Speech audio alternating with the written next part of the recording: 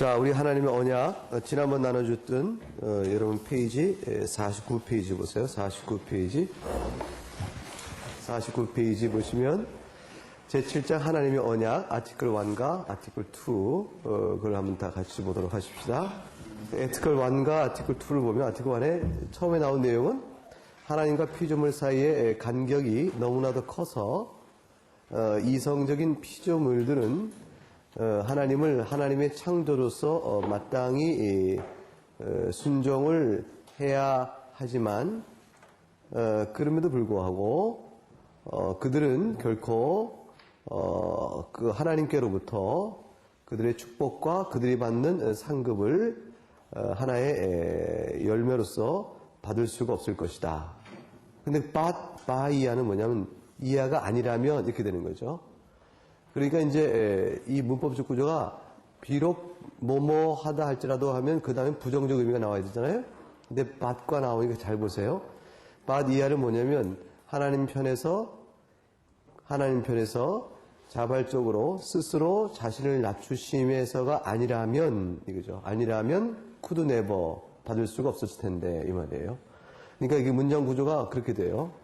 그래서 여러분 나오는 번역본들이 어떻게 제대로 잘 됐는지 모르겠어요. 어느 번역본 보니까 불분명하던데 이게 아티클 1의 셋째 줄에 could never는 뒤에 나오는 but by하고 물리는 거예요. 그러니까 but 이하가 아니라면 그렇게 될 수 없었을 텐데 이렇게 되는 거죠. 그러니까 하나님께서 스스로 자신을 낮추지 않으셨다면 결코 하나님께로부터 그들이 누리는 축복성과 상급을 열매로 받아 누릴 수가 없었을 것이다. 그런데 그것은 하나님께서 실로 언약의 형식으로 나타내 보이기를 기뻐하신 것이었다.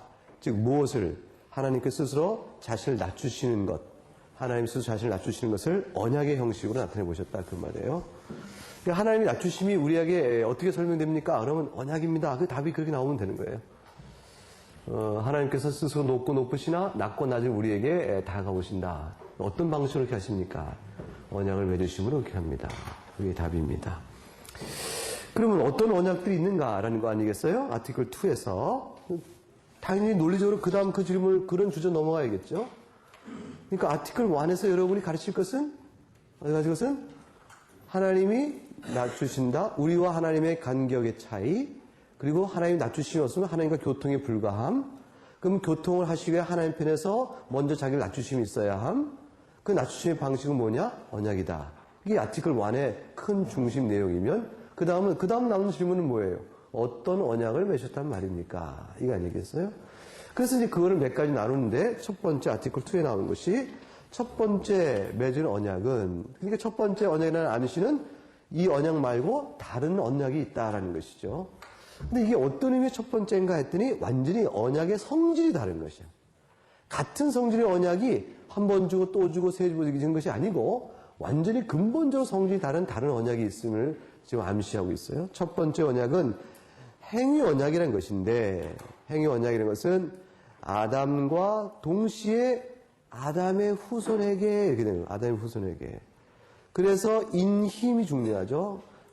그의 후손들은 아담과 더불어 언약을 맺게 된 거예요. 아담은 여기서 온 인류의 대표성을 지니고 있는 거죠. 첫째 아담이라 이게 로마서 5장에서 말하고 있는 첫째 아담의 개념이 들어가는 거죠. 그래서 모든 후손이 아담의 허리 안에 있다. 그래서 아담 후손이 아담과 더불어 하나님께서 생명을 주시기로 약속을 맺으셨다. 그런데 생명 주심에 있어서 조건이 있는데 condition of perfect personal obedience 이것이 바로 행위 언약을 설명하는 거죠. 행위 언약이 도대체 무엇입니까? 말해보면 완전하며 개인적인 직접적인 자기 스스로 직접적으로 자기 남이 아니고 personal 말은 그런 얘기를 했죠. 남이 아니라 그랬죠. 완전한 순종을 해야 합니다. 이런 거죠. 그럼 완전한 순종에는 어떤 순종을 의미합니까? 라고 물어보면 여러분 지난 시간에 배웠던 핸드아웃 그 50페이지 5항을 설명하면 되죠. 그렇죠?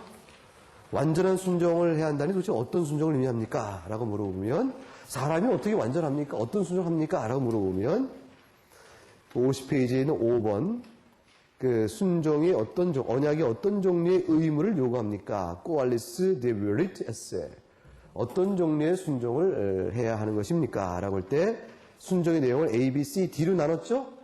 그 A, B, C, D 내용을 설명하면 되는 거예요. 어떤 종류의 완벽한 순종이나 어떤 것을 의미합니까? 그러면 그 네 가지가 뭐였어요? 하나씩 설명하면 첫째 뭐였죠? 네, sincerity죠. sincerity예요. 신실성이에요. 신실성의 반대는 뭐죠? 위선과 외식이죠. 위선과 외식이 아니며 외적이며 육적인 순종이 아니요 내면적이며 영적인 순종을 포괄하는 것이죠. 그 무슨 의미가 될까요? 위선적이 아니다라는 것은 신실성. 그래서 이제 금방 심리적으로 위선적이 아닌 것은 파악이 되는데, 그러면 여기서 말하는 육적이나 외적이지 아니다라는 말의 뜻은 무엇일까요?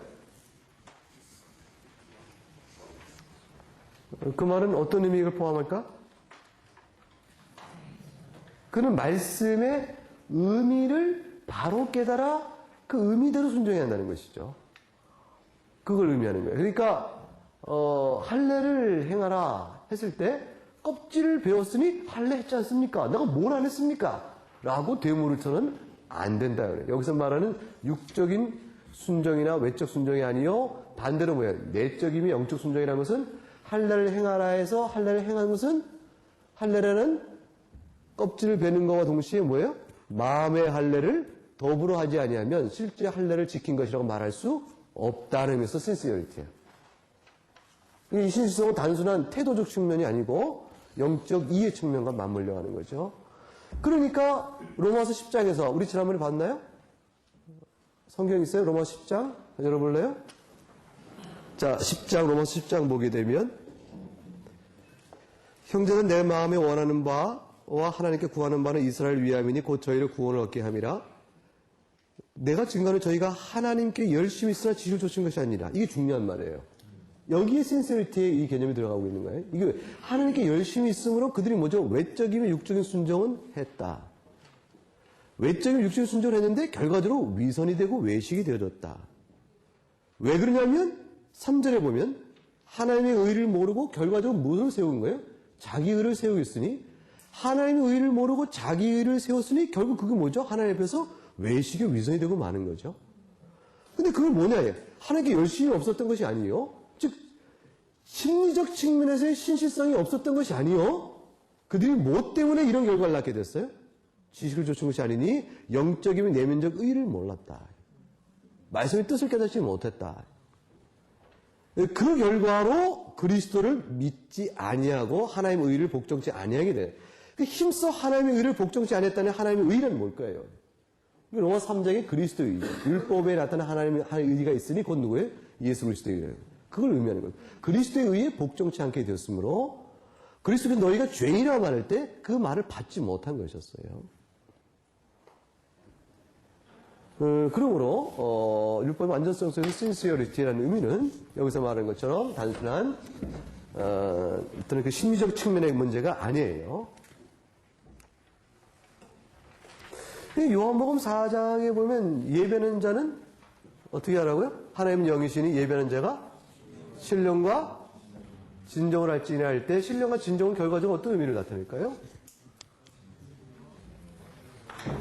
하나님의 영이니까 우리도 영으로 얘기한다. 라는 측면 한 가지 있을 수 있고 또 하나는 뭐예요? 진리에 근거하여 성령을 쫓아 외적인 예배가 아니요 내면적 영적 예배로 바르게 드려야 한다. 그런 의미에서 성령의 역사와 조명케 하신 성령의 인도하심과 객관적인 기록인 성경의 바른 해석과 거기에 향한 우리 안에 내적 신실성이 함께 모아져서 그 예배 요소로 들어가야 한다고 얘기하고 있는 거죠. 그 다음에 B번은 뭐예요? 완전한 순종의 또 다른 측면은? B번은? 그렇죠. 모든 것이죠. 예외 없이 하나님의 전 명령을 다 지켜야 하는 것이요. C번은 뭐였죠? 그 정도를 절대적이며 완전한 수준으로 지켜야 되죠. 절대적이고 완전한 수준으로 지켜야 돼요. 절대적이고 완전한 수준을 어떻게 결정해요? 마음과 뜻과 힘을 다하여 주님을 사랑하는 정도가 되어야 되고 사랑을 한다 그러면 사랑을 적당히 하면서 사랑했다 얘기할 수 없는 것이야 그 말이에요. 그러면 물어볼게요. 우리가 그리스도 안에 순종을 한다 할지라도 우리의 순종이 완전하지 못하고 늘 부족한 상태에서 순종을 할 텐데 저 녀석을 좀 미워하는 마음이 있지만 주께서 형제를 사랑하라 하셨으니까 저 친구가 왼수라도 사랑해야 할 터인데 그래도 왼수는 아니고 형제인데 여한 그 가시가 있는 게 아니란 말이에요. 그래도 사랑해야지 싶어서 누르고 속에서는 이렇게 치지만 얼굴은 어떻게 되는 거야? 그야말로 외식을 하는 거지. 얼굴은 교수님 속으로 이렇게 되는 거야. 이렇게라도 선을 베풀면 하나님께서 그걸 선하다 받으실까 안 받으실까? 선하다 받아요 안 받아요? 너 이놈 네 심보는 그런데 어떻게 겉으로는 이러냐 이러면서 야단을 치실까? 아니면 그것도 귀하다고 보실까요? 귀하고 보시죠. 불완전하지만 이렇게 치솟는 것을 참고 주의 말씀에 순종하여 이렇게 해야지라는 주의 말씀 앞에 자신을 누르고 치고 복종해 나가는 그 성령의 도우심을 구하는 그 태도 안에서 행하는 모습 자체가 예수 그리스도 안에서 의로 하나님 받으시는 거예요. 그 의로 받으시는데 그 의를 어느 수준으로 받으시냐면 마치 정말 내 이웃을 내 몸처럼 이런 거 없이 완전하게 그를 사랑한 거로 받아버리죠.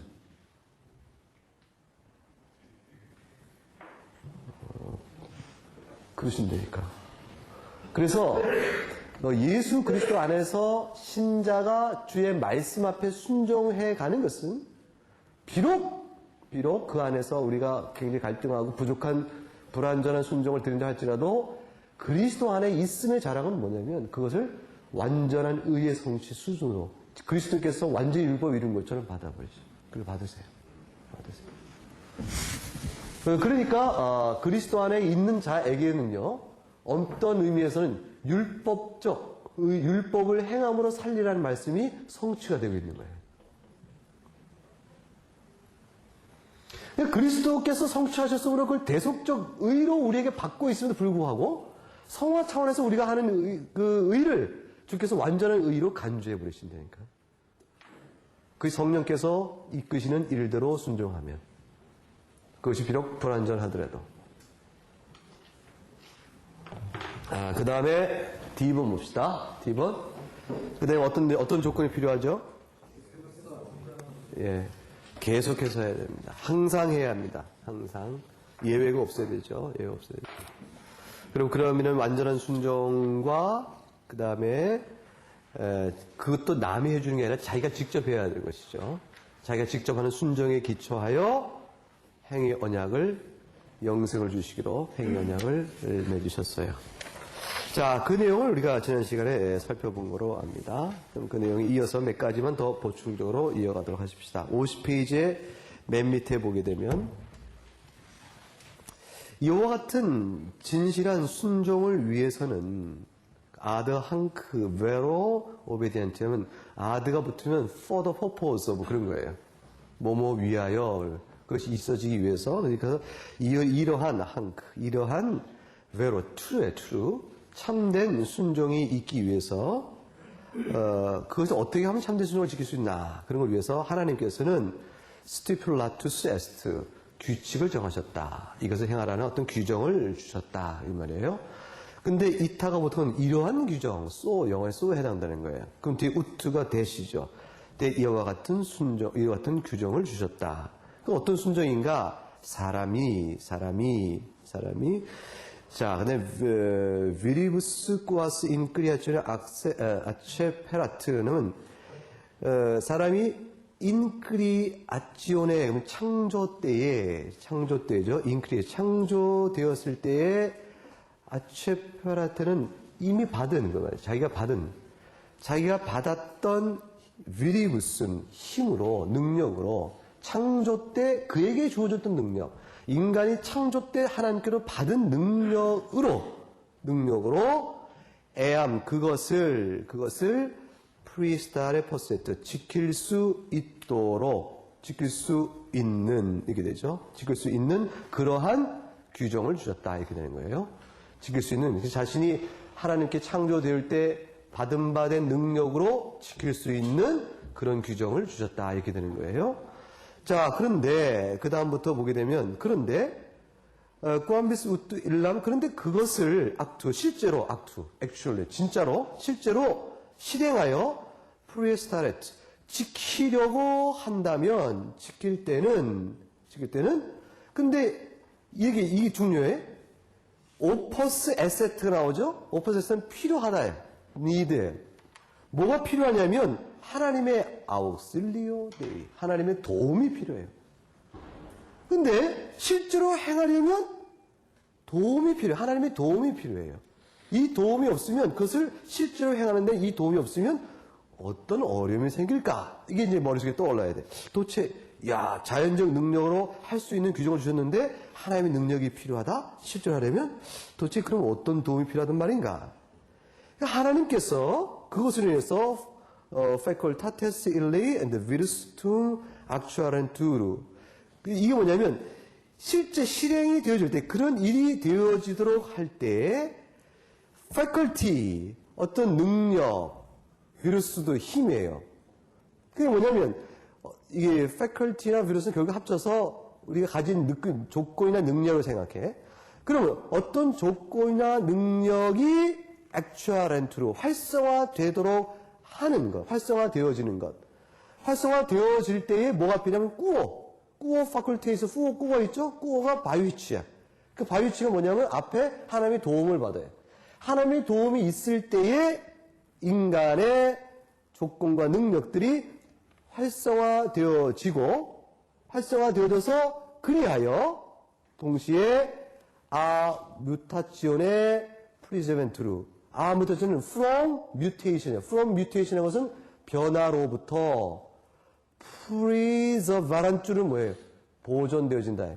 그러니까 변화로부터 보존을 받을 수가 있게 된다. 이렇게 되는 거예요. 그럼 뭐가 되냐면 하나님께로부터의 어떤 도움이 있어서 인간의 조건과 능력이 활성화되어질 때야 비로소 인간이 가변적인 상태로부터 변화되는 일이 없이 계속 보존될 수가 있다. 그 말이에요. 이 말은 중요하죠? 뮤타치온의 프리즈멘트로 줄치고 끌어내면 뭐가 되냐면 인간의 행위 언약에서의 타락은 이 변화성, 가변성에서 비롯되는구나 하는 사실을 우리가 이해할 수 있어요. 그렇구나. 그게 뭘 의미하죠? 인간은 피조물이구나. 그래서 피조물이죠. 피조물은 변한다. 변하는 피조물에게 있어서 그 변하는 일을 하나님의 도우심으로 지키고 보호해주지 아니하면 인간은 변하게 되므로 자연적 능력을 활성화하여 하나의 명하신 받은 규정을 항상 언제나 완전하게 지킬 수가 없게 될 수 있겠구나. 그 가능성이 있다 없다? 있다라는 거예요. 그 가능성이 있다. 근데 그거를 막아주는 일들이 있으면 필요한다. 그런데 그 다음 중요해요. 잘 봐요. 그런데 non pertinebat proprie ad fuedus naturae. 그런데 이것은 non pertibat는 속해 있지 않다. 속한 것이 아닙니다. proprie 원래 어디에 속한 게 아니죠? fuedus naturae. 이게 뭐죠? 자연 언약이죠. 원래 창조 때 주신 자연 언약에는 이런 일들이 속해 있는 것이 아닙니다. 그게 아니고 이런 일이 있으려면 즉 뭐죠? 이렇게 변하지 아니하도록 인간의 조건과 능력을 활성화시키는 하나님의 도움이 있으려면 그것은 자연 언약 안에는 원래 있는 것이 아니고 주어진다면 어떻게 주어져야 돼요? 리베리마 데이 유도키아. 이게 뭐냐면 리베리마는 더없이 자유로운 하나님의 유도키아, 기뻐하시는 뜻. 하나님의 기뻐하시는 뜻로부터 그것에 펜데바트, 의존하는 것, 달려 있는 것입니다. 달려 있었다. 그러니까 피조물의 보세요. 자연적인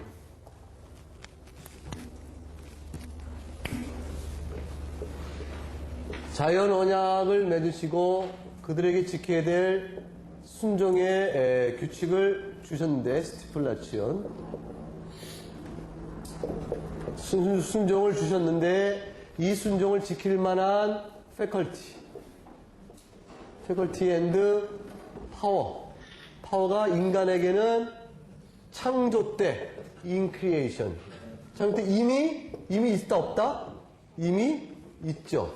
이미 있는데, 그럼에도 불구하고, 인간이 어떤 도움이 필요한데, 그게 뭐냐면, 인간이 변화되지 않도록, 변치 않도록 보존해주는, 또는 보호해주는, 지켜주는, 이러한 의미에서의 도움이 필요하다, 그 말이에요. 근데 이런 도움의 요소는, 변치 않도록 해주는 이 도움의 요소는 인간의 창조 때의 자기 조건과 또는 능력 안에서 규칙을 지키도록 해주는 행위 언약 또는 자연 언약의 본질적인 부분으로 들어있는 것이 아니라, 이게 아니라. 만일 이런 것이 주어진다면 이것은 오직 뭐로부터 비롯돼요? 하나님의 자유로운 그의 기뻐하시는 뜻이야. 유도키야. 그럼 그것에 의해서, 하나님의 자유로운 기뻐하시는 뜻에 의해서 달려있는데, 하나님이 이런 도움을 주셨다, 안 주셨다? 행위 언약 때? 자유 언약 때?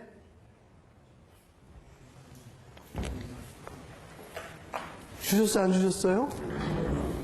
응? 주셨어요? 왜 그렇게 대답을 해? 주셨다고 생각하면, 주셨더라면 어떤 일이 벌어질까? 하나님의 이런 도움. 그럼 변화가 생겼을까, 안 생겼을까? 안 생겼으면 자기 창조 때 받은 능력과 조건에서 이 말씀을 순종할 수 있었을까, 없었을까? 있었죠. 순종이 불순종으로 바뀌는 변화가 있었어요, 없었어요? 없었죠. 하나님이 이 도움을 주셨다면. 그렇죠? 응? 무엇이 대답을 막고 있느냐? 잘 보세요. 그런데 alias foedus naturae fuisit immutable. 그랬다면 foedus naturae 자연 언약은 fuisit would be 가정법에 그렇게 됐을 텐데 뭐야? immutable 불변하는 변치 않는 변함이 없었을 터이요. 그렇게 되면 또한 호모 운꾸함하고 네크가 있죠. 네크 운꾸함 합치면 네버가 돼요. 인간은 결코 페카세트 죄를 범치 않았을 것이다 그 말이에요. 그러니까 뭐예요? 자연 언약 안에 있는 요소에서는 본질상 이 변치 않도록 보호하는 일은 자연 언약에 속한 것이 아니고 그것이 있다면 하나님의 기쁘신 자유로운 뜻 안에 달려있는 것인데 이 일이 만일 주어졌다면 인간이 어떻게 변화하여 타락하여 죄를 범하는 일이 있었을 것이다 없었을 것이다? 없었을 것이다. 그런데 이것이 자연 최초의 언약 때 하나님 주셨다 안 주셨다? 안 주신 거죠. 주신 거예요. 이거는 그대로 창조 때의 능력 안에서 하나님 주신 규칙을 지키도록 하나님이 자연 언약을 베푸신 거죠. 그래서 순종의 조건으로 영생을 얻도록 하신 것이죠. 그럼 하나님 왜 안 하셨을까요? 왜 안 하셨을까요? 이것이 이제 보통의 대답은 여기까지 나오는 거예요. 왜 안 하셨어요? 보통 우리가 뭐라고 얘기해요? 사람이 자유의지가 있으니까 뭐 인격체체니까 이렇게 순종 여부를 물으셨다 얘기하는데 결과적으로 인간의 유한한 존재로 변화되는 과정성 때문에 이거를 변치 않도록 하나님이 도우셨다면 그러면 이런 일이 없었을 텐데 그렇게 안 주셨기 때문에 되지 않느냐. 이 문제는 사실 마지막 행위 언약에 대한 질문이죠. 네, 질문이죠. 그럴 때에 답은 이미 여기 나와 있는 거예요. 답은. 어디에 나와 있어요? 하나님의 뜻이라. 하나님이 주지 아니하셨다. 하나님은 그렇게 못하게 할 수도 있잖아요. 타락하지, 불순종하지 못하게 할 수도 있잖아요. 이렇게 물어보잖아. 그럴 때 답은 뭐예요, 보통은? 자유의지가 있는데 뭐, 이렇게 대답했잖아요. 그죠? 근데 자유의지가 있다 할지라도, 본래 순전한 상태에서 자유의지가 어떻게 돼? 항상 옳은 순종의 상태로, 순전한, 죄 없는 최초의 완전한 상태에서의 자유의지가 순종의 형태로만 나갈 수도 있을 텐데, 변하는 존재로, 결국 불순종의 변화가 생기기 시작한 것인데, 하나님이 그거를 막으실 수 있었다. 하나님이 도우심을 주면 그걸 막을 수가 있죠. 근데 하나님이 그걸 막지 않으셨다. 왜 그랬을까? 그때 하나님의 기쁘신 자기의 뜻 가운데 있으므로 이것은 하나님의 뭐에 속한 것이다? 하나님의 능력, 지혜. 어디에 속한 부분이죠? 능력에 속한 부분이 아니요? 어디에 속한 부분이에요? 지혜에 속한 부분이에요. 하나님 능력이 없어 그러신 것이 아니고 하나님이 그의 놀랍고 높고 부유한 지혜 가운데서 하나님이 더 크신 어떤 자신의 창조 사역과 관련된 큰 우주적인 하나님의 큰 뜻 가운데서 계획하신 바가 있는 거죠. 계획하신 바가 있어서 하나님께서 자기의 자유를 뜻에서 이런 일들을 막지 않으시고 자연 언약의 상태 안에서 처음 아담 하와를 계약을 맺으신 것이다. 이렇게 보는 거죠. 뭐 질문? 변한다라는 그 의미가요. 정확히 어떤 것인지. 그러니까 이제 사람이 유한한 상태에 있으니까 불변 상태를 생각해 보는데 이 세상에서 변치 않는 것, 육체 같으면 온전한 데서 썩고 부패하죠. 그럼 우리가 행복한 상태에서 불행도 느끼죠. 기쁨에서 또 슬픔도 느끼죠. 인간은 계속 어떤 변화가 오죠. 감정적으로나 지식적으로나 육체적으로나 어떤 형태의 변화가 느끼지. 그런 모든 형태의 변화, 어떤 퀄리티건 성질이건 무엇인간에 어떤 변화가 있죠. 그런 변화를 의미하는 거죠. 그래서 변하지 않는 것은 오직 하나님 한 분이지. 무한하시고 영원하시고 완전하실 때에 그때 변화가 없죠. 이게 불변이 되어지죠. 변하는 것은 외적인 자극에 의하여 영향을 입는 것을 또 의미해요. 이런 어떤 A로부터 B로 옮겨가는 것뿐 아니라 이런 변화의 상태가 나오도록 외적인 자극이 있을 때 거기에 반응하게 되고 종속되어지는 변화가 나타나요. 수동성이 있죠. 수동조성이 있죠. 근데 이 수동성도 변화한 상태는 전제되지만 하나님에게는 그런 것이 없죠. 그래서 순전하고 거룩한 창조 상태에서 불순종의 악의 상태로 변화할 가능성이 있는 거죠. 다양한 행동하는 거고요. 하나님의 일반제식을 받았던 그거가 이제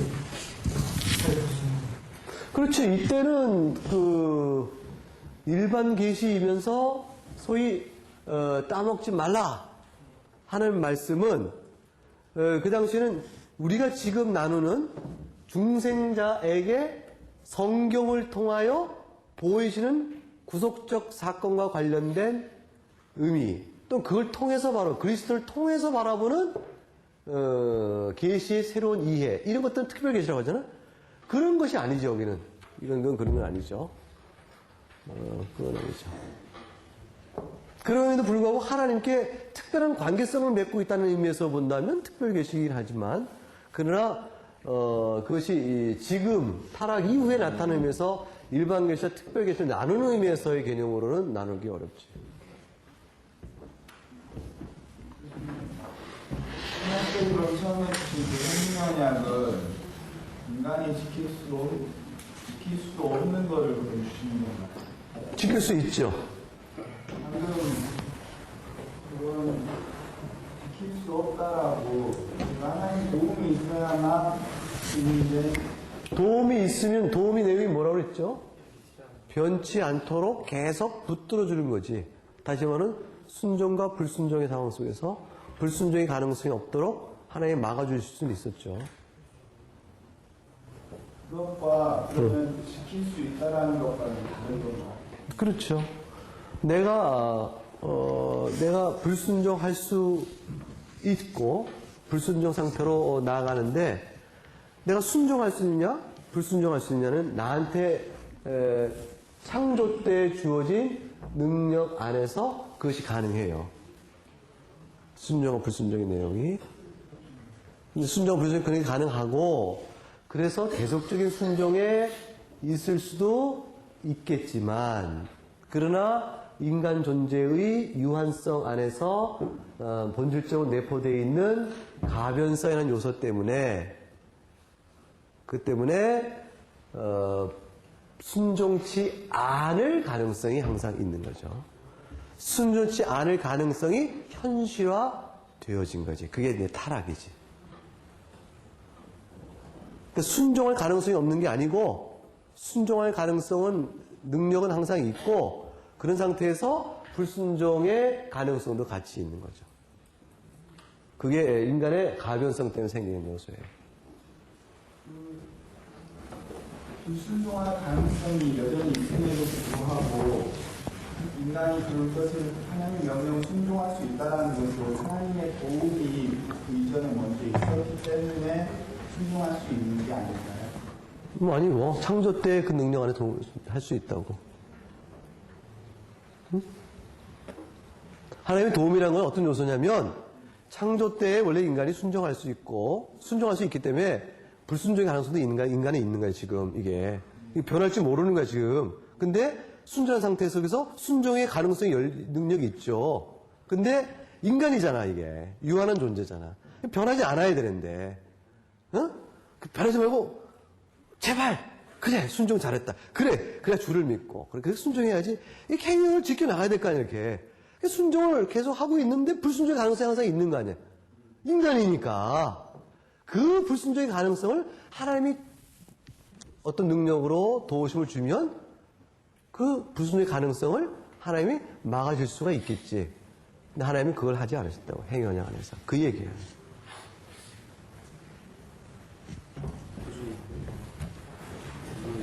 그럼 예전에 상경 교수님이 그 인간이 그 본성, 제 성질에 대해 이야기하셨을 때 그 창조됐을 때는 완전했었는데 그 불완전한 요소 때문에 이게 제가 사람에게 들어와서 이게 죄를 범죄하게 됐다는 거고 하나님이 그 도움을 주지 않아서 이렇게 생각하고 아니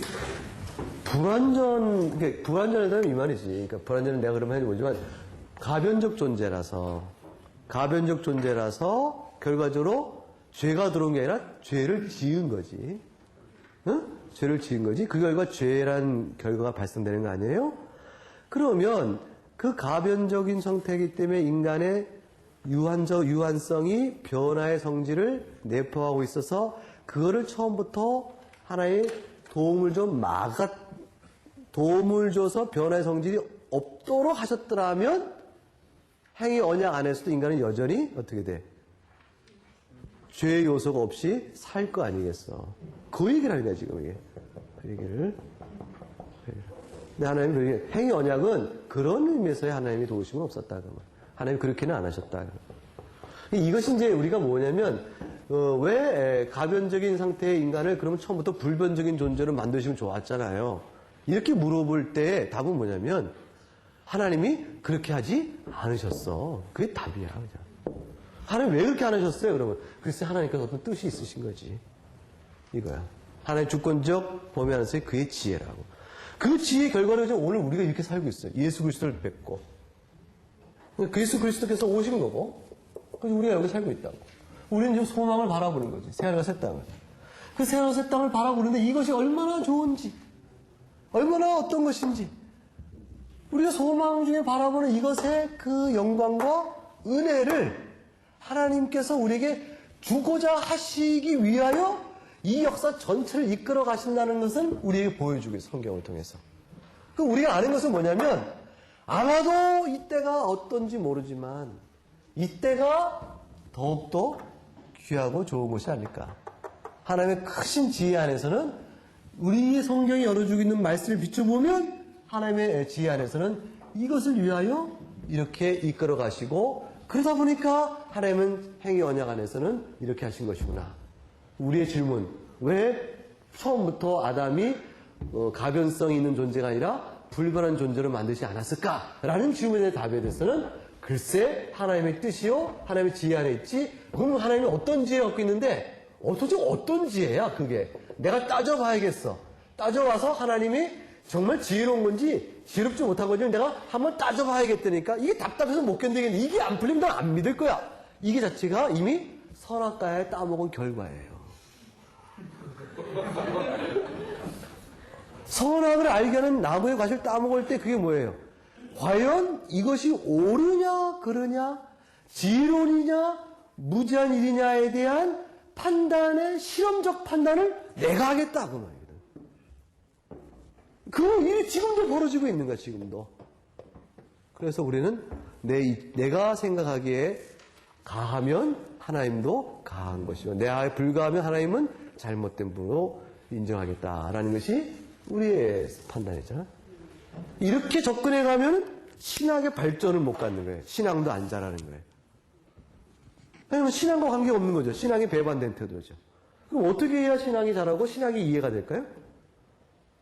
하나님이 하신 일은 다 옳으신 일이요 다 선한 지혜 가운데 하셨다. 근데 왜 그렇게 하셨을까?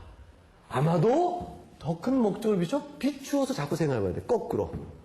끝점에서 생각해보면 이러니까 이 일을 위하여 이렇게 하시는 것이고 이것은 이 일이 너무 귀한 것인데 이렇게 하지 않으면 이 일에 이루지 못하니까 이렇게 하시는 것이구나 라고 하나님의 그 수단의 선택과 경륜에 대한 선택을 인정하고 들어갈 때 비로소 믿음 안목에서 그게 풀어지기 시작해 보이기 시작하는 거예요. 네가 뉘기에 토기장이네. 하나님을 힐문하느뇨. 그게 그거라. 이스라엘을 꼭 끊어내지 아니하시고 이방을 덮으시는 방법 없습니까? 이스라엘 처음부터 순종 잘하고 거기에 또 이방이 들어오면 더욱 좋잖아요. 꼭 이스라엘이 어떻게 끊어지고 나서 거기에 접붙임 받는 이방이 있어야 되는 왜 구속경륜이 꼭 이스라엘의 불순종으로 이방이 들어오는 과정을 갖습니까? 처음부터 이스라엘이 뭐예요? 순종 잘하는 아름다운 교회를 이루고 그거에 놀래서 감동받아서 이방이 쫓아오도록 하고 이런 식으로 구속사를 이끌어가면 안 됩니까? 라고 물어볼 수 있어요? 없어요?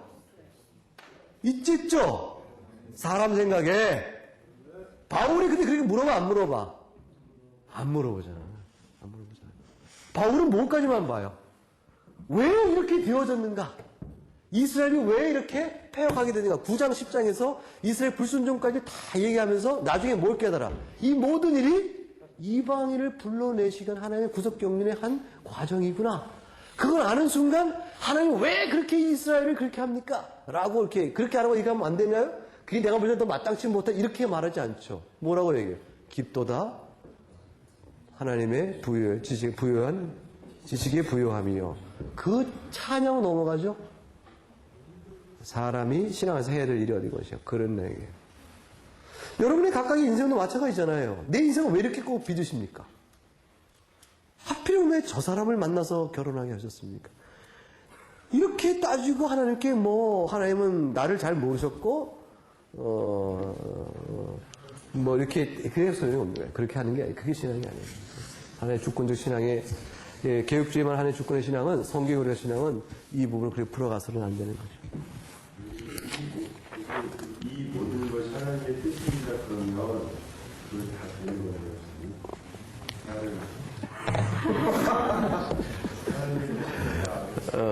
박준사. 자네 생각에 이 세상에 하나님 뜻이 아닌 일이 뭐가 있나? 없지. 그게 이제 신방을 하거나 방문을 하거나 대답을 하면 슬픈 일이 있거나 어려운 일이 있으면 하나님의 뜻입니다. 그러면요 되지만 그렇게 그때 이제 뭐라고 얘기해야 되는 거냐면 하나님께서 다 아십니다. 이렇게 얘기하는 거예요. 똑같은 말인데 다른 거예요. 봐. 하나님 뜻이니 당신은 어쩔 수 없이 이걸 당하고 겪어야 합니다. 그렇게 몰지각한 말이 어디 있어요? 그 무정하고 그게 아니죠. 하나님이 다 알고 계십니다. 이 일을 겪을 줄 알고 계십니다. 따라서 슬픔의 이 고통을 알고 있는 이 슬픔의 원인이 결국 죄 가운데 있는 이 인생살이 속에서 피할 수 있는 많은 일들인데 이 형제와 자매에게 이 일을 겪게 되니 실로 내가 아픔을 같이 합니다. 그러나 하나님께서 알고 계시니 피할 길을 내주시는 주께서 우리가 죄인 되고 하나님을 배반할 때도 우리를 구원하시고 예수를 보내셨으니 이 아시는 주께서 우리에게 소망의 위로의 길을 주실 줄도 믿습니다. 하나님의 은혜를 바라보시고 모르시면 불안하지만 아시니 기도할 수 있고 의지할 수 있긴 아니냐라고 이렇게 권면하는 것밖에 없지. 근데 거기서 너무 똑똑한 체는 하지 말아요. 거기서 신학적으로 말하면 뭐 이렇게 말해서 똑똑한 체 해가지고 그 고통의 마음에 그 못질을 더 박지 말라고. 그냥 같이 울고 같이 힘들어하고 같이 손잡고. 사람이 왜 이렇게 하나님을 어렵게 합니까? 라는 질문을 좀 견딜 만한 수준을 넘어가게 되면 사람은 누구나 하게 돼 있어요.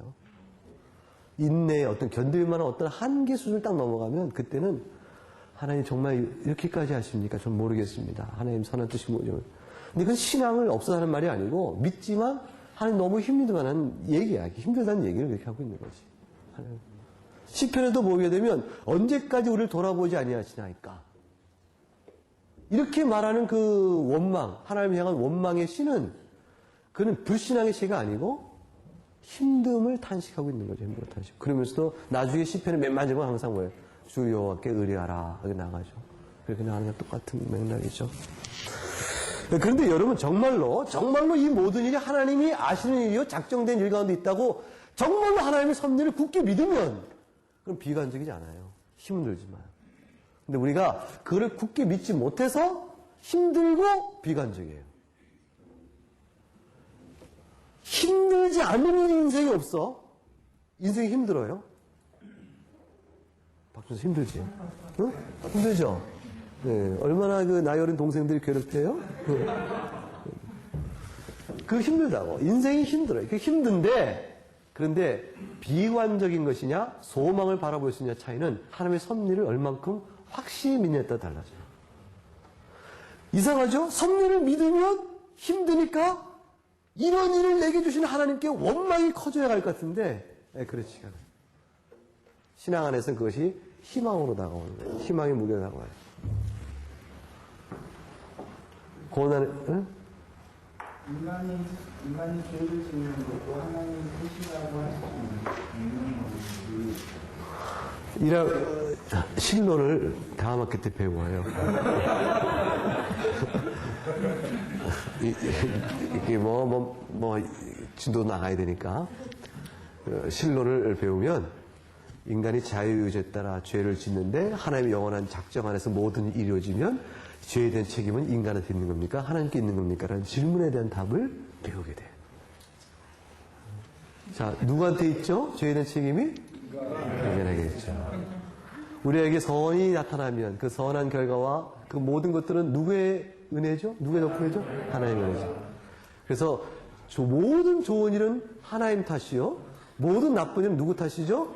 인간 탓이요. 그게 불공평하며 불균형합니까? 아닙니다. 이게 답이에요.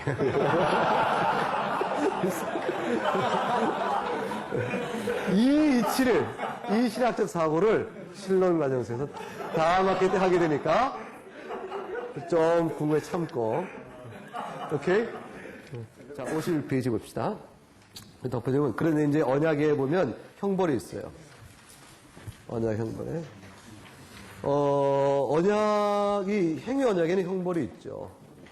보상과 형벌을 주는데, 그 언약을 어떻게 지키냐에 따라야 되는 대가를 치른다 이 말이에요. 생션, 대가를 치르게 한다 이 말이에요. 부정적인 면에서는 처벌이요 형벌이고, 긍정적인 면에서는 이것은 상을 주는 게 돼요. 생션. 그래서 언약의 보상 조항이 execution of duty, 어떤 일을 실행하라 하는 의무의 부과, 그거에 따라 의문의 요구에 뒤따라온다.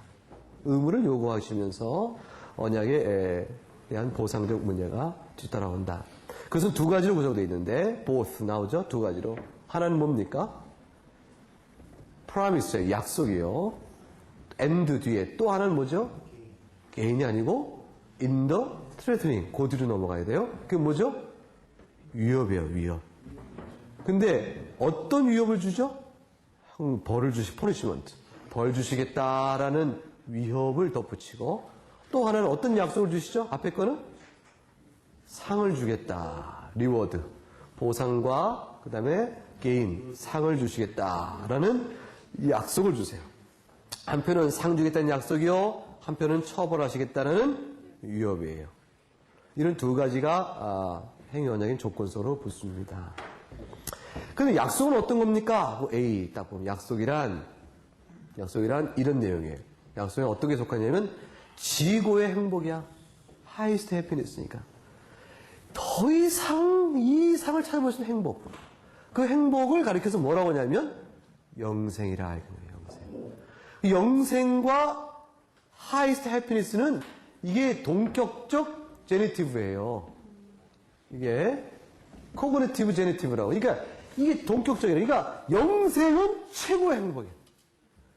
최고의 행복이 영생이에요. 그러니까 성경에서 말은 내가 너에게 영생을 주노라는 말은 고통 속의 영원한 생명의 지속성이 아니고 그 고통 속의 영원한 시간의 지속성은 뭐라고 하냐면 영원한 사망이라고 그러는 거예요. 더할 수 없는 고통, 불행. 그게 뭐냐면 영원한 이터널 데스예요. 영원한 사망이에요. 그 이터널 라이프는 뭐예요? 영원한 행복이에요. 그 행복은 하나님과 함께함으로 누려진 행복이에요. 하나님 자신이 행복의 근원이시니까 지구의 최고의 선이기 때문에. 근데 위협은 뭐죠? 위협은 threatening words of death, 사망과 관련된 것이죠. 죽음과 관련된 것인데 성경에 죽음이라는 말이 표현되는 것은 온갖 죽음으로 온갖 어떤 그 형벌을 다 표현하기 위해서 사망이라는 이름으로 성경에 쓰여지고 있어요. 그래서 사망이라는 말은 말할 수 있는, 생각할 수 있는 모든 형벌, 그걸 다 사망의 내용 속에 포함되는 거예요. 그 꼬집는 거, 때리는 거, 어떤 것들이 작은 형벌부터 시작해서 모든 온갖 형벌의 내용이 다 사망에는 큰 범죄에 들어가요. 그런데 이와 같은 언약은 C번 보세요. 이 언약에서 mutual obligation of parties, 당사자 간의 상호적인 의무가 발생해요. mutuality예요. 상호적으로도. 근데 상호적으로 의무가 발생하는데 그럼 하나님도 이 언약을 통해서 하나님 주실 의무가 있어요, 없어요? 있어요. 인간도 있죠? 근데 그것은 differing according to the condition. 그러나 하나님과 인간의 각각 상태에 따라서 발생하는 이유는 달라요. 하나님께서는 이 언약에 있어서 의무가 어떤 의미에서 발생하는가, 인간에서는 어떤 의미에서 발생하는가, 그걸 비교해 보면 첫째, with respect to man, 사람과 관련해서는 이 행위 언약에서의 의무성이 어떠냐면 not only from the fact, 언약 때문에만 발생하는 것이 아니고 but also simple from the nature of thing, 그 존재의 본질 그 자체로부터 절대적이며 그저 simple, 그렇기 때문에 단순히 발생하는 의무예요. 그러니까 언약 안에 행위 언약에서 인간이 지는 의무는 행위 언약이기 때문에 추가적이며 너무나도 사실 더한 부가적인 의무가 있다 없다? 그게 없다는 거예요. 그러니까 무슨 말이냐면 결국은 이게 행위 언약의 은혜성이 설명되는 건데, 비록 하나님께서 이 행위 언약에서 조건성을 부여하여 인간이 행해야 될 어떤 순종의 의무를 부과하고 있지만 행위 언약 또는 자율 언약에서 인간에게 부과하는 의무는 비단 뭐가 아니어도, 언약이 전혀 아니어도 인간이 그 자체의 뭐죠? nature of thing, 존재의 본질 그 자체로서 행해야 될 의무였다. 그러니 그런 의무를 언약이란 틀로 끌어당겨 조건으로 제시하시면서 순종하면 영생을 주겠다고 하니 그 자체가 하나님께서 얼마나 행위 언약 속에도 은혜를 베푸고 계신 것이냐. 그걸 생각하라 이 말이에요. 그렇죠? 그런데 그게 그런 거예요. 근데 but with respect to God 하나님 편에서 보게 되면 it was gratuitous. 그것은 그저 은혜로 주시는 것이에요. as depending upon a pact 어떤 언약에 의해서라든가 또는 은혜로운 약속에 의해서 하나님이 그것에 그 약속에 의해서 하나님이 베푸시는 것인데 의무를 행하시는 것인데 근데 생각은 그 다음 문장이 중요해요. By which God was bound not to man but to himself. 이거 중요해요. 하나님께서 언약을 행위 언약 속에서 순종하면 주겠다고 하신 자신의 그 언약적 조건의 의무는 그렇다고 해서 언약을 맺었다고 해서 인간에게 하나님이 구속되는 것이 아니고 but to himself, to his own goodness, fidelity, truth. 하나님 자기 자신의 스스로 구속을 받는 것이요. 다시 말하면 하나님이 자신이 선하심과 그의 신실성과 그의 진실성, 그 진리, 그 자체에 스스로 구속받아 그 행위 언약의 조건성을 약속을 지켜나가실 의무를 지고 계신 뿐이라. 이거 굉장히 중요한 얘기예요.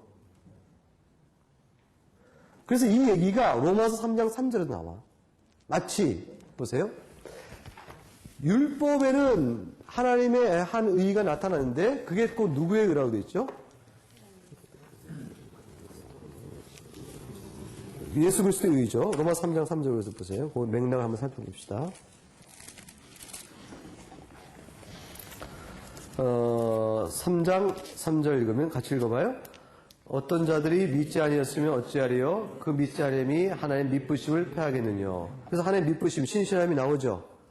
신실이 나오고 그 다음에 20절 이하부터 내용을 보게 되면 그러므로 율법이 행위로 그 앞에 의롭다 하심을 얻을 육체와 율법은 죄를 깨달음이라 이전 율법에 하나님의 한 의가 나타났으니 율법과 선지자들의 증거를 받은 것이라 곧 예수 그리스도를 믿음으로 말미암아 모든 믿는 자에게 미치는 하나님의 의인이 차별이 없느니라 모든 사람이 죄를 범해서 하나님의 영광에 이르지 못하더니 그리스도 예수 안에 있는 구속으로 말미암아 하나님의 은혜로 값없이 의롭다 하심을 얻은 자 되었느니라 이 예수를 하나님이 그의 피로 믿음으로 말미암는 화목제로 세우니라 이는 하나님께서 길이 참으신 중에 지은 죄를 간구하시고 자기의 의로우심을 나타내려 하심이라 의로우심 줄치고 지은 죄를 간구하심으로 자기 의로우심을 나타낸다는 말이 어떻게 이해될 수 있겠는가 이 말이죠.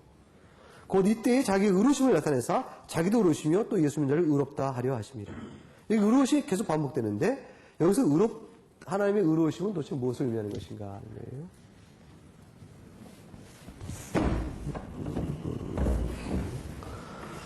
그 복합적인 여러 가지 해석이 있을 수 있어요. 거기는 하나님 자기 자신의 약속에 신실하신 자기 의로움도 포함돼요. 요거 시험 문제 후보 2. 로마 3장 20절부터 26절 맥락에 나와 있는 그리스도 믿는 자를 의롭다 하실 뿐만 아니라 자기 또한 의롭게 하게 하심이라. 그래서 하나님의 의로우심은 무엇을 의미하는가? 여기 로마 3장 요 읽은 대목에 나오는 하나님의 자기를 의롭다 하심의 의미, 자기를 의롭게 하려 하심이라는 의미의 뜻은 무엇이요? 라고 푸는 것. 그 문제 2번. 지난 문제 1번은 뭐였어요? 문제 2번. 은혜 언약에 행하라. 그렇지. 순종의 요구가 있는데, 그것은 위협적 어떤 경계의 경계의 표가 있는 그 성경 구절들이 어떤 의미를 지닌 것이냐. 그런 얘기였고, 이건 이제 이 문제고.